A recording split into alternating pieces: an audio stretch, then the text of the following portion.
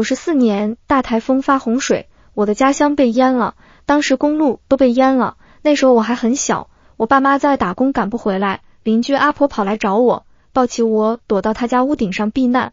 但是洪水太凶猛，小屋顶被冲垮了，我和邻居家的叔叔阿姨掉入水里，阿姨转眼就被洪水吞没，只剩阿婆躲在屋顶上，她一手一个，死死地抓着我和叔叔。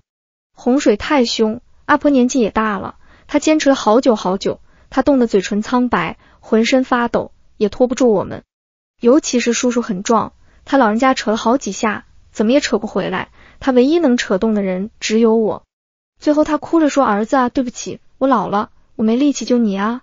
他放开了自己的亲生儿子，双手抱住我，把我扯出来抱在怀里，看着他儿子被淹没在水里，哭得撕心裂肺。我俩躲在雨里，年幼的我吓懵了，一辈子都忘不了这情景。第二天爸妈赶回来后，抱着我就掉眼泪，使劲的哭。我爸跪在地上给阿婆磕头，说以后我儿子就是你孙子，他们甚至让我入了阿婆的家谱。从那以后，我就把阿婆当亲奶奶。她失去了儿子，却把所有的爱都给我。她自己捡废品为生，却总是省吃俭用，背着我父母给我买好吃的。甚至非典那年我生病了，全村都怕我，只有她一把年纪了，还背着我，杵着拐杖走了10几里山路，去镇上看医生。阿婆是这世上我比爸妈还敬爱的人，我总是暗暗发誓，一定要好好读书，将来给阿婆养老。就在毕业找到工作那天，我迫不及待想打电话给阿婆，让她来城里和我一起住。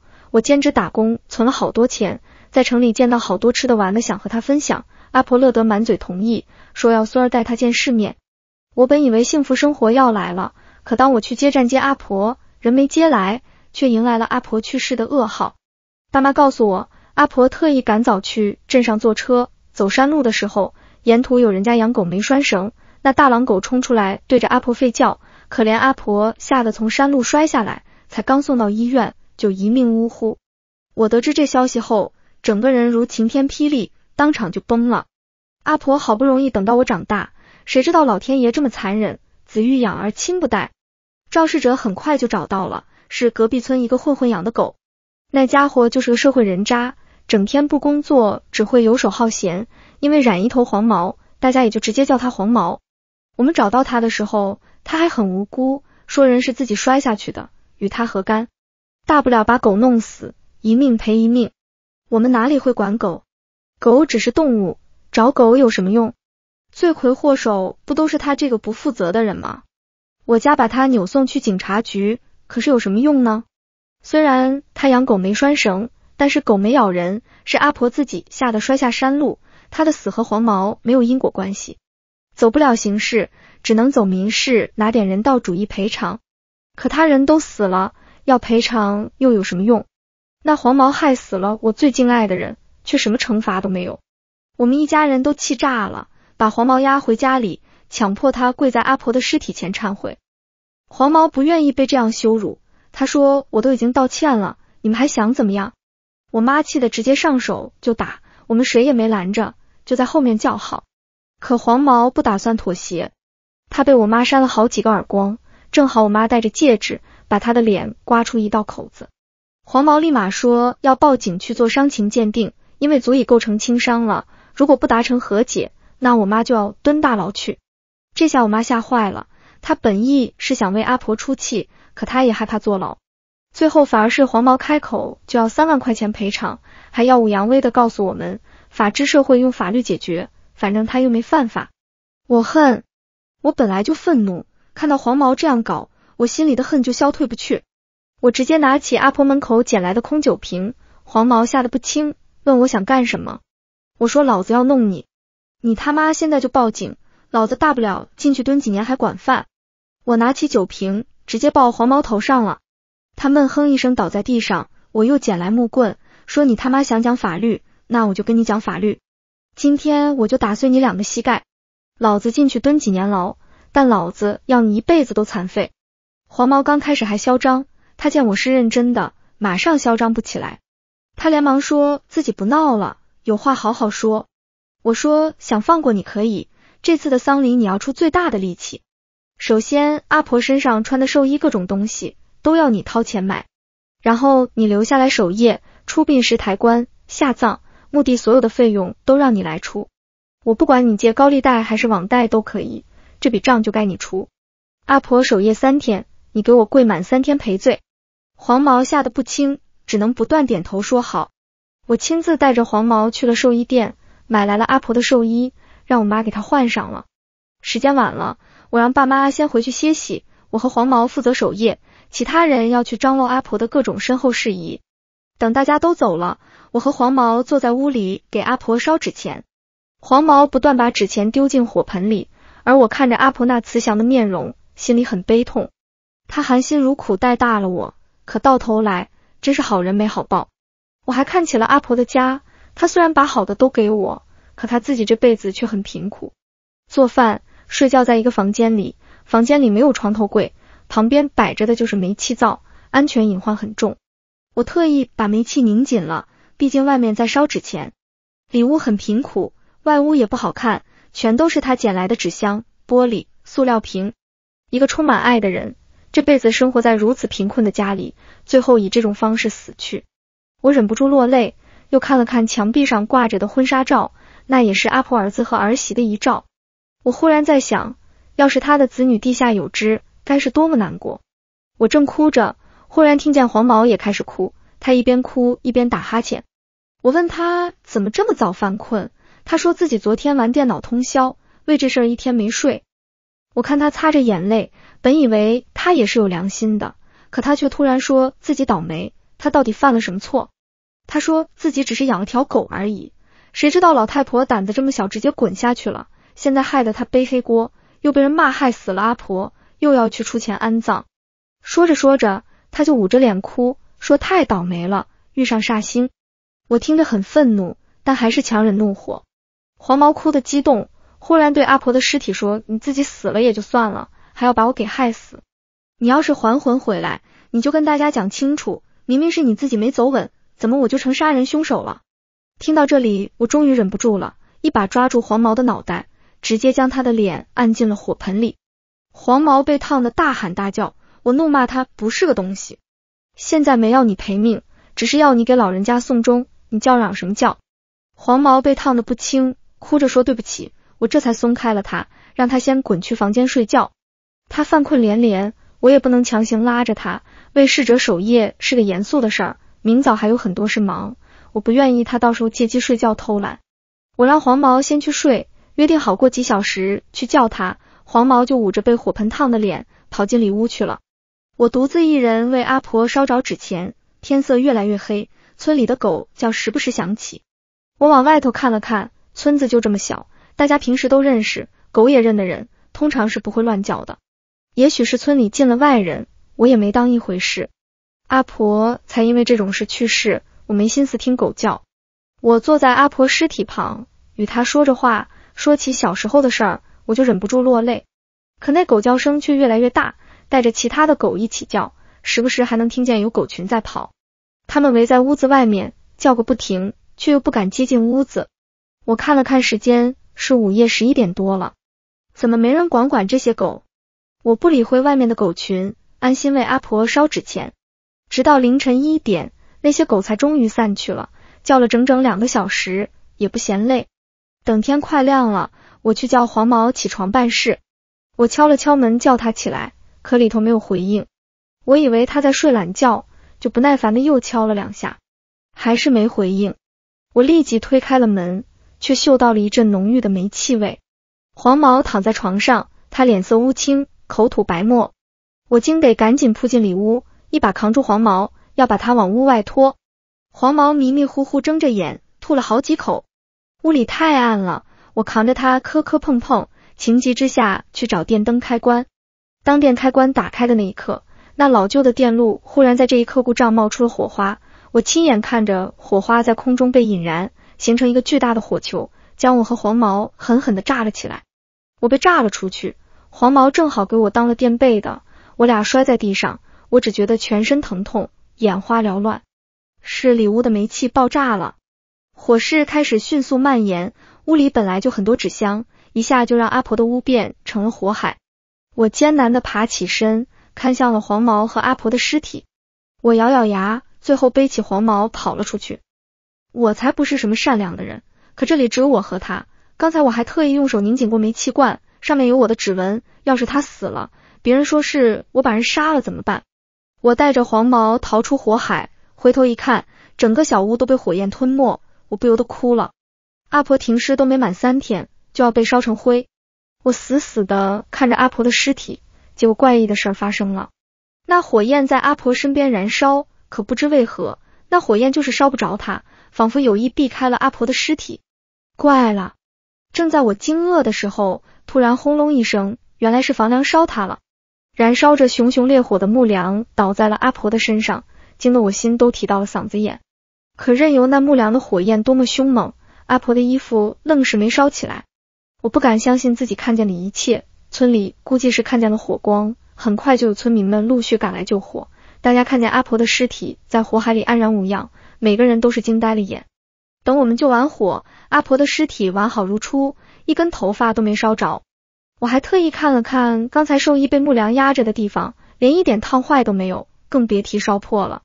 有好事的大妈说糟了，阿婆死后怨气太大，火都烧不掉她的阴气，这可不能下葬，会化厉鬼害人的。黄毛经过一夜的舒缓也好了许多，我看他清醒了，严厉地问他是不是开煤气自杀了，他连连摇头说没有，说自己躺在床上就睡了。这下大家都叫嚷起来了，都说阿婆憎恨黄毛，要杀他偿命。还有大妈说我不该把黄毛救出来，现在我成了黄毛的同伙，我毕竟不是阿婆亲生的，现在还帮了害人凶手，阿婆变成鬼不会放过我俩。一时间众说纷纭，村里人都信邪，不敢葬阿婆，最后都说要请人来帮忙。他们请来了一位号称很灵的大师，那大师将事情原委仔细问了一遍，随后也皱着眉头说奇怪。他说魂都没招来呢，怎么可能化为厉鬼害人？阿婆身上阴气很重，也许是因为她惨遭横死，再加上魂魄不在尸体旁，受不了纸钱香火的供奉。我们问魂没招来是什么意思，大师告诉我们有个词叫客死他乡。他说人的魂魄会留在死去的地方，这时候就需要亲人招魂，引领鬼魂回家。如果没有招魂，死者的魂魄就会留在原地，永远受生死之苦，无法入土为安。阿婆不是死在家里，而是死在10几里外镇上的医院门口，算是客死他乡。我一听急了，连忙问大师怎样才能让阿婆安息，因为阿婆现在可是没有亲人帮她招魂了。大师说阿婆不算喜丧，如果想让阿婆回来，就要让肇事者到她死去的地方，在那求阿婆谅解，求她回来入土。如果鬼魂愿意回来，就会爬上人的背，到时候一路背回来就好。背鬼夜行，只有这样才能把魂魄带回来。我们一家很感激，黄毛却不乐意去。他说人是要将心比心的，他没必要去做这么危险的事。他说自己也是活生生一个人，难道他就不值得被人呵护关爱吗？然后他耍起了无赖，说大不了谁弄死他，他反正不可能去。我见黄毛撒泼耍赖，心里也不想他背阿婆的魂魄回家，因为我觉得他不配。我问大师能不能我背，大师说可以，只要我喝了黄毛的血，在背上贴他的生辰八字就行。这样一来黄毛才愿意，他说只要不是他被鬼就行。大师给了我们许多嘱咐，说要是感觉身上冰凉，那就是阿婆爬上来了。他还说背鬼夜行的时候千万不能回头，因为一旦回头就会从走人路变成走鬼路。有些路是不能回头的，就好像刑满释放的人出狱了，通常都讲究不能回头看监狱，很不吉利的。背鬼夜行同样如此。我们都很感激大师，要给他钱，可大师不愿意收。他说自己听过阿婆的事，也觉得阿婆可怜，只希望老人家入土为安。为了招魂，我拉上黄毛去准备一番，去了镇上。我们按照大师的吩咐宰了一只公鸡，把公鸡血放在阿婆去世的地方做供奉，黄毛就跪在公鸡血旁，要从日落跪到午夜子时。黄毛说自己累得要死，特意先去开房睡了一觉，我怕他跑了，就和他一起去歇息。等睡饱后，黄毛才回来跪着。当我带他跪在医院路边的时候，街上很多人疑惑地看着黄毛，他说自己丢死人了，以后没脸在镇上讨媳妇。我说你他妈害死了阿婆，却不知羞耻，这才叫丢人。我们一直等到深夜，街上倒空无一人，路灯都没亮。晚上11点，子时到了。我拿出半瓶矿泉水，刺破了黄毛的手指，让他把血滴进水里。随后我把水一饮而尽，后背贴上了他的生辰八字。我俩照着大师的吩咐，一次又一次的叨念着请回家吧。忽然我感觉背后传来了冰凉，冷得刺骨。此时此刻，我背后真就仿佛背了一个没有重量的人。我连忙站起身，给黄毛使了个眼色。这是大师吩咐的，他说被鬼的时候绝对不能讲话，因为人和鬼是不能交谈的，否则会让鬼产生留恋，要带着活人一起离开人世。黄毛吓得一哆嗦，他拧开了手电筒，和我一起走在街道上。我们必须在子时回去，午夜子时是阴气最重的时候，这样才能保证魂魄不受伤害。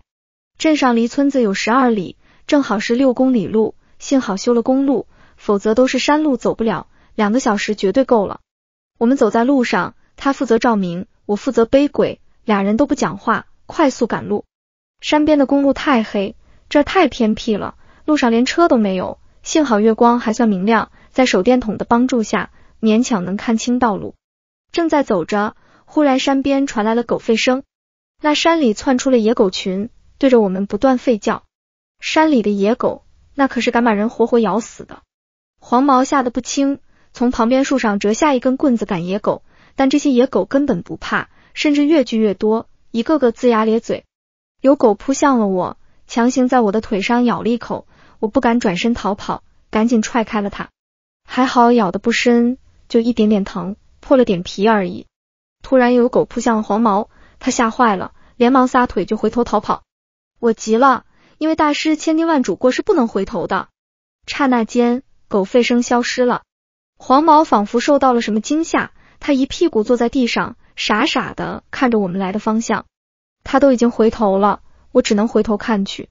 在我的身后出现了一位面容慈祥的阿婆，就是阿婆的鬼魂。我可以看见她了，可我们后面的路却看不见了。明明先前才走过的公路变得黑压压一片，无论是道路、树木都仿佛被黑暗吞没，明明月光明亮，却就是照不亮。黄毛尝试着用手电筒照了照，可光源却被吞没了，那种漆黑给人一种只要往后退就会掉入万丈深渊的感觉。可我们前面却还是月光照得微亮的公路大道，但先前围着我们的野狗群却凭空消失，不见踪迹。我知道我们已经从走人路变成了走鬼路，这不是活人该走的。我喘着气，一把将黄毛扯起来，阴沉着脸继续走。事已至此，倒不如继续做下去。大师跟我们嘱咐过很多走鬼路的事情，他说有些鬼会想拉人陪葬，如果我们不小心走鬼路，一定要做到3点。第一，如果有鬼跟自己说话，什么也不能讲，只能回答自己是出殡的。鬼对出殡的有好感，因为他们是帮忙送鬼回家的人，通常不会去害命。第二，遇到鬼不要怕，人有阳气，鬼有阴气，本来就是相互制衡的，这就导致了鬼魂不敢随意害人。2个人1个鬼，人占上风；2个人2个鬼，相互平衡。可若是鬼的数量比人多，那才要自求多福。第三，千万不能让鬼知道真名，名字是人开启阴间的钥匙，如果鬼知道了真名，哪怕没有害我们的心，也会迫不及待把我们扯下去当替死鬼。我背着阿婆继续走，眼下只能等天亮了。天亮后太阳出来了，鬼走阴间，人回阳间，那时候我们就安全了。阿婆明显没有害我的心，她一路上都默默趴在我的背上，根本不和我说话。我们都已经在鬼路上了，我忍不住回头看她，她只是慈祥的满脸笑容，还会用冰凉的手摸摸我的脑袋。我想起了我以前太不懂事了，贪吃都会跑去她家，说阿婆我要吃的。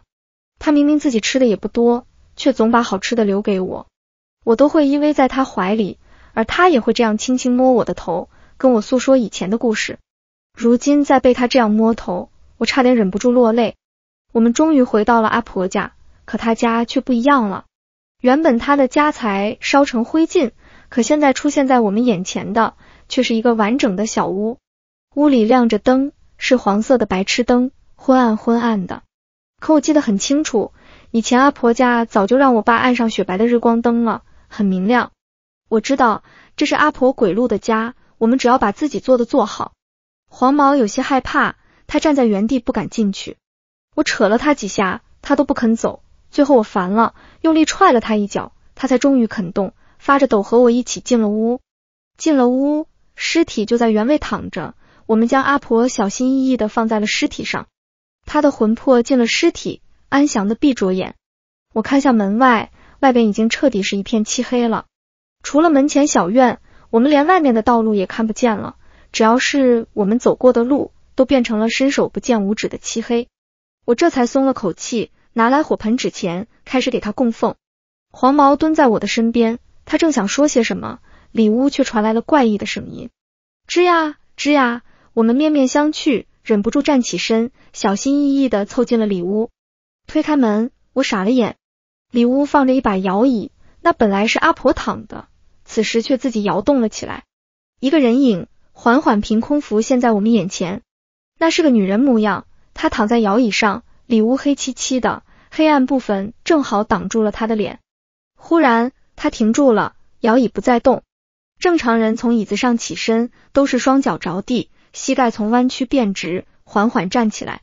可这女人却是脚尖触碰在地面上，膝盖仿佛不会弯曲，身体直直的就起来了。黄毛吓得叫了声妈呀，我连忙捂住她的嘴，用眼神警告她不准说话。这一下我看清女人的脸了，她脸色雪白雪白，好似涂了很多粉，那大眼睛只有漆黑的瞳孔，见不到半点眼白。女人的脸颊涂满了腮红，在那白的吓人的肤色上又红得渗人。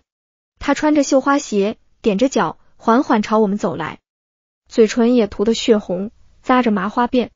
忽然她说话了，可她的嘴明明没张开，尖锐的声音仿佛直接从她的喉咙里发出来。谁呀？那声音尖得我头皮发麻，我按照大师的吩咐说，来帮忙出殡的。她没回话，又缓缓坐在了摇椅上，静静看着我们。黄毛怕得直打哆嗦，而我已经认出了那个女人。墙壁上的婚纱照挂的就是她，她就是阿婆那位早已死去的儿媳。女人的话答完后，屋外忽然响起了令人惊悚的磨刀声。我们猛地回过头，却见屋外是个男人，他磨着刀，恶狠狠地看着黄毛。男人也脸色苍白，却没有涂腮红，整张脸都是白的，只有两个眼珠子黑溜溜的。他跟女人不同，他会张口说话，一边磨着刀，一边恶狠狠地叫，才不是出殡的。他用力磨刀，死死地看着黄毛，仿佛恨不得把黄毛给宰了。黄毛双腿直打哆嗦，我闻到了一股骚味，原来是他吓得尿了裤子。我用力扯了扯他，让他不要失态，然后回到阿婆的尸体旁，一心一意为阿婆烧纸钱。我很清楚，这是阿婆的儿子和儿媳来替阿婆索命了，他们是想把黄毛给杀了。事已至此，唯一的办法就是等天亮。虽然屋子里的鬼魂多于我们，但阿婆太善良，她没有害人的心，所以算是2对2。只要我们严格按照大师吩咐，一直拖到太阳出来，我们就不会有事。磨刀声、摇椅声充斥在这个小屋。我和黄毛烧着纸钱，他吓得在哭，压低声音跟我说，老太婆的儿子儿媳来害人了，他明明罪不至死，老天爷不能这么不公平。我连忙瞪他，让他不要说话，活人在鬼路是不能说话的。果不其然，在黄毛说话后，那摇椅声音立即停了。里屋传来了那女人尖锐的声音，谁呀？做什么？我赶紧答复，来帮忙出殡的，在烧纸钱。里头没声音了，我松了口气，看来又熬过一关。阴间的纸钱烧着是绿色的，那幽绿色的火焰一点温度都没有，如果用手去触摸一下，会发现这火焰冷得吓人。黄毛怕得哭了，他擦着眼泪不断抽泣，陪同我烧着纸钱。他那哭声停不住，竟是从小声抽泣变成了难以控制的大哭。他好几次想努力压制住，可就是压不住他的哭声。谁呀？突然，那尖锐的声音竟是直接在我们的耳边响起。我连忙一转头，那儿媳已经来到了我们身后，探出头来，涂得雪白的脸离我那么近，漆黑的瞳孔死死盯着我在看。黄毛吓得大叫一声妈呀，刹那间磨刀声停了，那儿子提着刀直接冲进了屋子。我心里一惊，黄毛说了话被听见，现在鬼要拉人陪葬了。这下糟了，他要是死了，到时候我1对2，阳气镇不住，那我也要跟着赔命。黄毛眼看着儿子提刀来杀自己，他吓得赶紧指着我，竟是直接喊出了我的名字。刹那间，我只觉得脑袋轰的一下。我万万没想到，他在危急时刻竟然会喊出我的真名来转移。黄毛念完名字，连忙哆哆嗦嗦地跑了出去，路过男人身边的时候，那刀朝着他劈了下去，他吓得用胳膊挡了一下，胳膊顿时喷出了血，而他不顾疼痛逃出了小屋。儿子提刀追了出去，可是儿媳没动，她站在我的身边，雪白的脸缓缓出现诡异笑容，喉咙里开始缓缓发出声音，叫着我的名字，朝我步步接近。我咬着牙说，我不是，我出殡的。他笑容更加阴森诡异，你不是出殡的咧，我不知如何是好，难道要逃跑吗？我不断地告诉自己，那真名是黄毛喊出来的，不是我自己喊出来的，算不得数。蹲下身，我忍着心里的恐惧，烧着纸钱，嘴里哆哆嗦嗦地说，出殡的，烧纸钱。我期望这一招有用，可儿媳却猛地抓住了我的胳膊，她的力气好大，我一个壮小伙都比不过，直接被她拖向屋外。她一下变得极其癫狂，又笑又叫，不是咧，你不是出殡的咧。完了！正当我万念俱灰的时候，一只手却忽然抓住了我，是阿婆。她的魂魄坐起来了，抓着我的手腕，满脸慈祥的笑容。阿婆，我呆呆看着她，当她抓住我的时候，那儿媳顿时就不敢碰我了，她甚至赶紧松开了我的手，恭敬地站在了一边。阿婆伸出手，轻轻摸着我的头。这一刻，我心中的恐惧彻底消失了，取而代之的只有满满的温暖，仿佛回到了小时候的那些时光。我忍不住泪如雨下，也跟着抽泣起来。他生前是个大好人，去世以后依然如此，无论活着还是死去，他都用自己的这份爱照顾着我。阿婆起了身，牵着我的手往外走，我有种预感，他是想去找黄毛。我忽然在想，他会保护黄毛吗？阿婆这辈子都在奉献，她不可能死后会害人性命，哪怕那是黄毛。以她善良的性格，她很可能会救下黄毛，但我不愿意。原本外面的一切都是黑漆漆的，可当阿婆牵着我走的时候，四周都被月光照亮了。我听见远方传来了惨叫，走近一看，才发现那黄毛被绑在了一棵树上，他鲜血淋漓，不知道被砍了多少刀。可说来也怪，每当他被砍了之后，刚开始确实会流出血来，但那伤口很快就痊愈，鲜血也消失不见，甚至化为血红色的气息，被那儿子的鬼魂吸进了体内。黄毛变得愈发虚弱，脸色苍白的厉害，就犹如被一点点透支了生命。见阿婆来了，儿子停住了手，恶狠狠地看着阿婆。他忽然给黄毛松绑，扯着黄毛就跑。我知道他想杀了黄毛为妈妈偿命，但阿婆不愿意这么做，现在母子闹矛盾了。那儿子扯着黄毛走，很快就消失在了夜幕中。阿婆走得慢，她满脸焦急。那儿子走过的路，月光不会照亮，老天爷仿佛只承认阿婆，他走过的道路才会被月光照亮，赶去黑暗。黄毛的惨叫声时不时就在黑暗里响起，他痛哭着大叫，是你妈自己胆小害死了自己，我只是把狗放出去透透气，谁知道他就死了。我也是人啊，我没资格改过自新，好好活着吗？黄毛越哭越大声，越哭越歇斯底里。对于他的话，对于他的思想，我却无法给出评价，因为我讨厌他。突然，黑暗里传来了儿子鬼魂的怒喝，我妈哭着求了你好久，求你出来把狗扯走，你只是敷衍，说狗不咬人，是你害死了我妈。刹那间，我脑袋轰隆一下，那个畜生，原来阿婆临死前求过他，可他却无动于衷。我不敢想象阿婆临死前的害怕和绝望。这个畜生，畜生，畜生！我们的路越走越长，黄毛的惨叫一直在前方响起。我知道前面没路了，因为前面再走下去就是江。当年大洪水，阿婆的儿子儿媳就是被冲到了这儿，葬送在这江水里。我们赶到了江边，果然看见儿子的鬼魂抓着黄毛走到小码头旁，恶狠狠回头看着母亲。他又开口说话了，他害死了你，为什么不让我杀他？阿婆年纪太大，她不会讲普通话，她只会讲方言。她说我不是在意他，我是不想你做坏事，我不想我儿子害人。儿子气得大叫，他说这不是害人，这是清理杂碎。说完，他就直接把那黄毛丢进了江里。顿时黄毛浮浮沉沉，阿婆急了，却站在原地不知所措。原来他也是怕水的。黄毛会游泳，但是江水滔滔，时不时一个风浪打过来，打在他的脑袋上，他就呛了好几口水。再加上晚上天气冷，那江水更是冰凉，这些都在快速消耗他的体力。黄毛只能抓着小码头的木杆瑟瑟发抖，可儿子的鬼魂忽然一脚踢落了一块石头，正好石头就砸在了黄毛的脑袋上。这下黄毛的头发变红了，那是被血液染红的。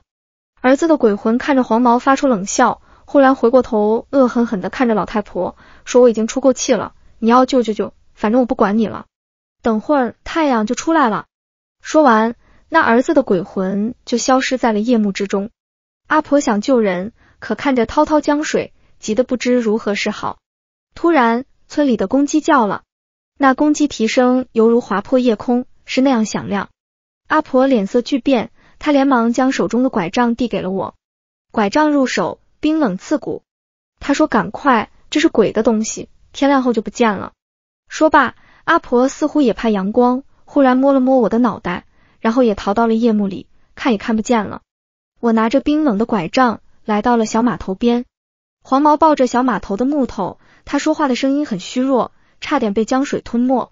他浑身哆嗦，抬起头说救我。我低头看着黄毛。阿婆的死另有隐情，是他活活害死了阿婆。在阿婆死后，是他耀武扬威，不知悔改。还有刚才，是他亲口喊出了我的真名，差点害死了我。我瞥了他一眼，转身离开，那呼叫声越来越虚弱。我慢悠悠地回到村里，天早已经亮了。然后我找到人，说黄毛可能淹死在江里了，让大家去看看。村民们跑去一看，果然瞧见了黄毛的尸体飘荡在江里，手里还紧紧抱着小码头的木杆。很快就有人找上了我，毕竟死了人。小码头是有监控的，上面监控显示黄毛半夜来到了这里跳江，监控只拍出了他的画面，却拍不到是阿婆的儿子扯着他来的。所以人们给出的解释是黄毛行为异常的来到了江边。随后我来了，但黄毛跳江了。监控视频里，我在原地站了一会儿，然后走到小码头边，往下看了看黄毛。同样，监控根本拍不出我手里的拐杖，视频里的我两手空空，他拍不到鬼的东西。人们问我为什么黄毛要跳江，我说我哪晓得，可能他受不了大家的指责，选择跳河自尽呗。怎么样？他跳河自杀，难道和大家的指责有关系吗？这就和他害死了阿婆一样，这有什么因果关系？人们又问我为什么见死不救，我说我哪有见死不救，晚上这么冷，江水滔滔的，我跳下去和他一起送死吗？拜托，我跟他又不是很熟，我干嘛为了他跳下去？万一我死在江水里怎么办？于是人们又问我，既然发现黄毛落水，如果自己不打算下水救人，为什么不赶紧跑回村子？因为监控显示我凌晨4点出现在江边，结果早晨7点才回村子和人们说这件事。我说我给狗咬了，然后我抬起腿给人看，说大晚上这么黑，老子遇到野狗群，被狗给咬了，只能僵持等天亮再回去。我都被咬了，虽然只咬破一点皮，但万一有狂犬病怎么办？万一得破伤风怎么办？我都这样了，还坚持一瘸一拐的回去通报这个消息，我难道不是好心人？事已至此，监控也显示确实是黄毛自己跳的江，与我没有任何关系。人们也没说什么，就说我有点拽。我说怎么样？拽犯法？有哪条法律规定人不可以拽的啊？黄毛死了，就如同阿婆死了一样，我屁事都没有，大摇大摆的去给阿婆办丧礼，把她给葬了。在她的坟前，我跪着用力磕了3个头，感谢她生前照顾我，死后也照顾我。至于黄毛的事儿，与我何干？我没有害人，我仅仅只是没救那个想害死我的人而已。葬礼后，大师也来了，他问我到底怎么回事，我就把事情与大师说了说。大师听过以后很是感慨，他说之前刚开始守夜的时候，儿子的鬼魂应该就想杀黄毛，给他母亲偿命了。那首狗叫这么凶，就是因为午夜子时屋内有鬼。本来他们打算用煤气直接毒死黄毛，应该是还把电路搞坏了。如果黄毛半夜醒来发现不对劲，里屋关的门黑，到时候肯定是要开了灯才能跑的。不管起不起床，他都必死无疑。可谁想我提前发现了不对劲，而且开灯的是我和黄毛一起被炸飞出去了，也算我们命大，当时活下来了。至于阿婆的尸体没有被火烧这件事儿，大师分析很可能是因为当时儿子哥儿媳的鬼魂在旁边守着，他们不愿意让老母亲停尸未满3天就被烧成灰。我问大师，现在阿婆算不算是安息了？因为她已经被好好下葬，我们也好好为她送行。大师摇头说不知道，但他告诉我，阿婆为人善良，应该是不会在阳间久留的，相信很快就要投胎而去了。听见这答复，我们才松了口气。那天晚上，我躺在床上，睡得格外舒心。